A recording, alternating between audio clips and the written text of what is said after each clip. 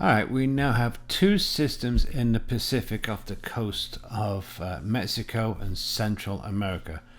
The first one is Tropical Storm Alvin, and that is heading pretty much towards Baja California, pretty much north. And then the second one, which is just formed in the past hour or so, has a 20% chance of formation within the next 7 days, and that is generally moving west at this point, so away from any land masses. It's pretty close to the southern end of Mexico there in the Pacific. So two systems, one is going towards Baja California and the other one's just going to go in the Pacific if it does form within the next 7 days. So they think that could be another tropical depression or tropical storm by the middle of next week.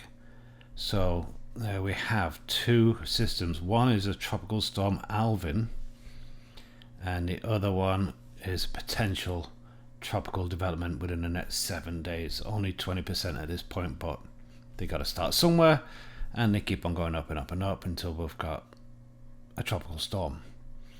As for the Atlantic, absolutely nothing going on in the Atlantic, so that's all clear for us. So we've got nothing to worry about on our side of the country.